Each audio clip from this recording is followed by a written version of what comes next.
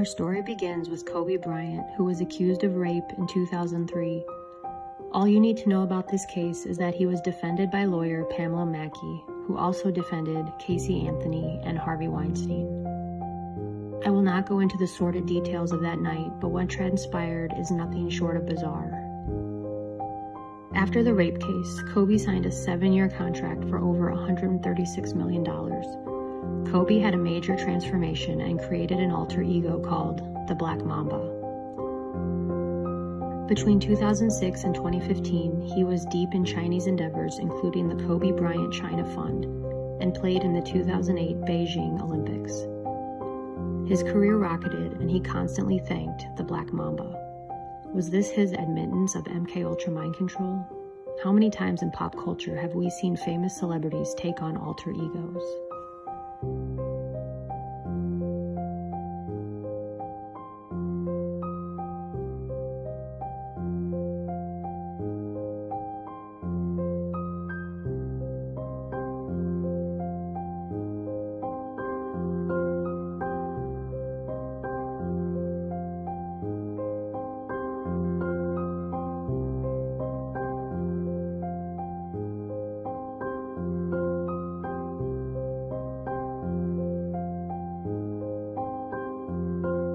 He once said, "I had to separate myself. It felt like there were so many things coming at once. It was just becoming very, very confusing. I had to organize things, so I created the Black Mamba." If you are new to this subject, you might be thinking, it's just an act, it's just Hollywood. It's not.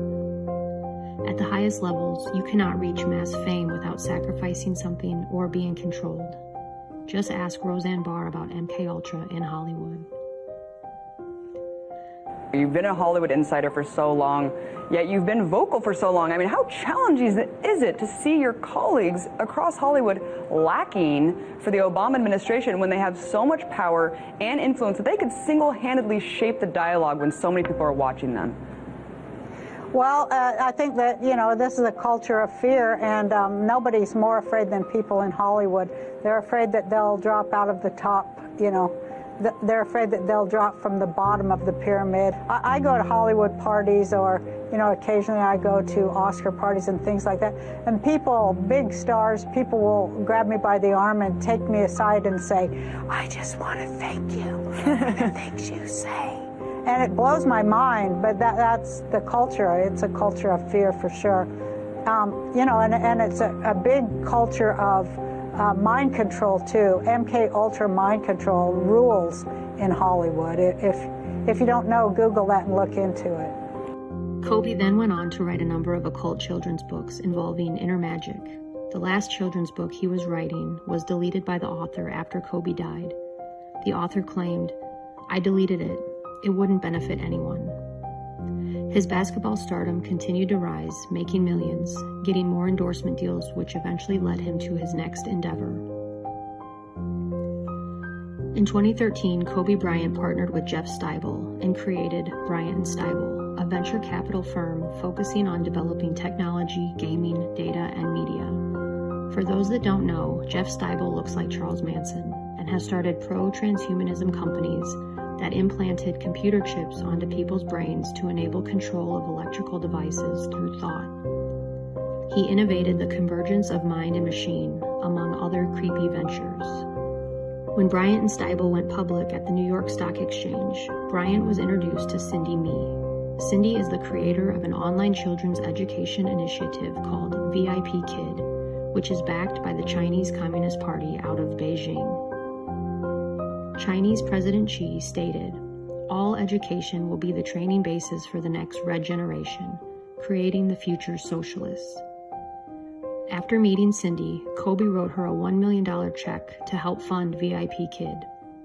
VIP Kid went on to recruit 600 students and 3,000 teachers from the United States.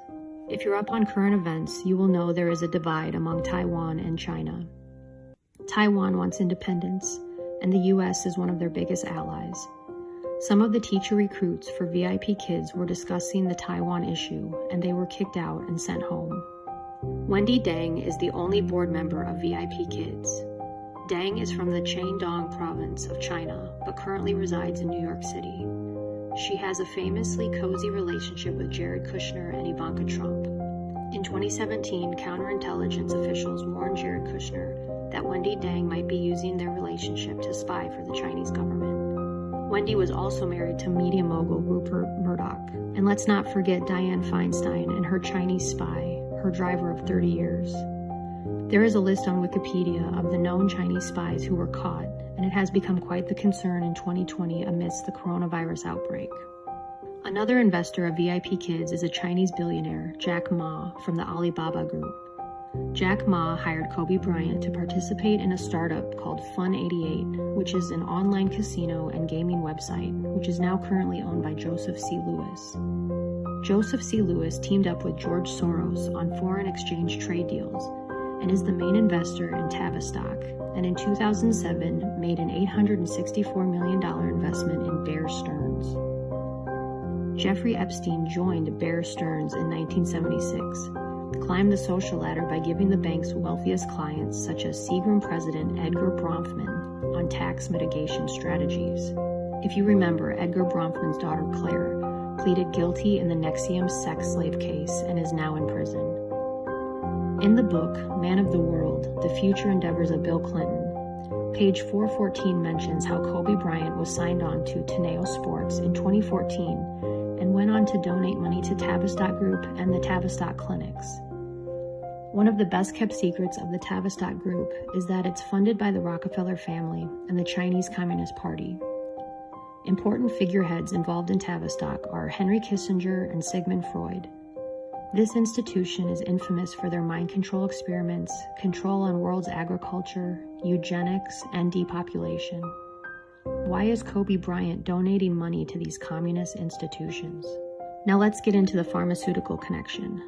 John Kapoor, the big investor of high-tech pharmaceuticals and executive of Insys Therapeutic Corporation, is now serving 66 months in prison for lacing his Black Mamba Hyperrush energy pills with opioids. Kobe Bryant was in the process of suing the company for brand infringement. Now with this case, we have Insys Therapeutics, an Acorn pharmaceutical company which owns high-tech pharmaceuticals. Kobe Bryant was scheduled to go to court on January 29, 2020 to expose these companies, but he died on January 26th. What is so strange about this? Other than the fact that Kobe died, I discovered that Jeff Steibel owns high shares and stocks in all three of these pharmaceutical companies. Teva Pharmaceuticals and Novartis were involved in the largest cartel case in history involving price fixing of their drugs. This was so huge it involved 44 states. Did you even hear about this? Apotex is a Canadian pharmaceutical company created by Barry Sherman, a member of the Jewish Congress in Canada. Barry Sherman and his wife were involved in a honeypot scandal of sending a woman to Teva Pharmaceuticals in Israel to seduce a high-ranking executive to get him to extract information about the patent for Azilect, the cure for Parkinson's disease. They were successful in stealing the patent, and although didn't admit to patent infringement, he dubbed himself the Robin Hood of pharmaceuticals. As a result, Teva, out of Israel, lost billions of dollars over this loss.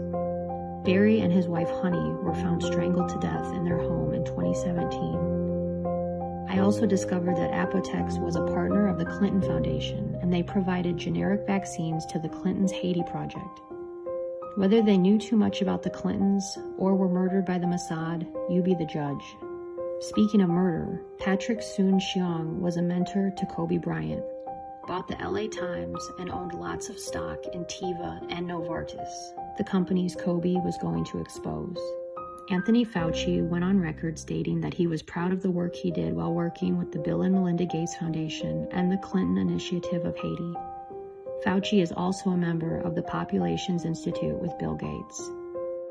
COVID-19 is starting to look like a political tool used for global positioning, which brings me to the Belt and Road Initiative. The Belt and Road Initiative was launched in 2013 by President Xi to develop and collect investments that would stretch from Asia to Europe, significantly expanding China's economic and cultural influence on the world. Some countries, like the United States, saw this as China's Trojan horse that could potentially have negative consequences and allow them to expand their military. The countries that have aligned themselves with China's political initiative are not being hit with COVID. The countries that are at odds with the initiative have been hit hard. Coincidence?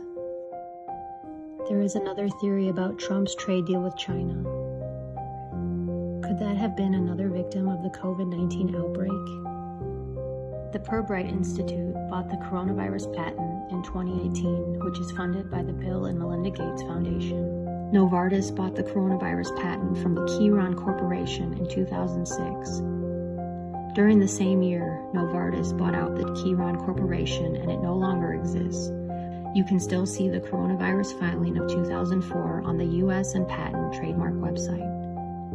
So if this was a Chinese psyop, why are there thousands of Chinese dying from COVID-19? If you look at the provincial map of COVID-19 affected areas of China, you will see that Beijing is hardly affected. Beijing is the epicenter of communist power. Where do Bill and Melinda Gates have their office in China? Beijing.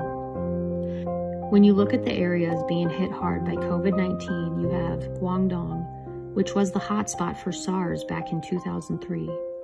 Wuhan, where the infamous Wuhan Institute is located. And Hong Kong, coincidentally where the anti-government protests were taking place just before COVID-19 broke out. Remember Daryl Morey, the general manager of the NBA, tweeted in support of the Hong Kong protesters? His tweet ended a long-time relationship with China, and Kobe Bryant never said a word. So where does this leave America? The answer is, I don't know. What I do know is this seems to be the biggest global conspiracy in the history of the world. Is this a communist takeover? Or is China just a pawn for the global elite? If you aren't familiar with Project Bluebeam, I will give you a quick synopsis. It's basically the elitists' plan to take over the world. You can look more into it, but if this is right, we are living out scenario B. Does Trump have the situation under control, or is he, for the first time, not winning? I want to give a shout out to Larry Gators for helping me find the truth to this global conspiracy and helping me connect the dots. I will leave you with that to do your own critical thinking, and until then, stay safe out there and don't stop questioning the world around you.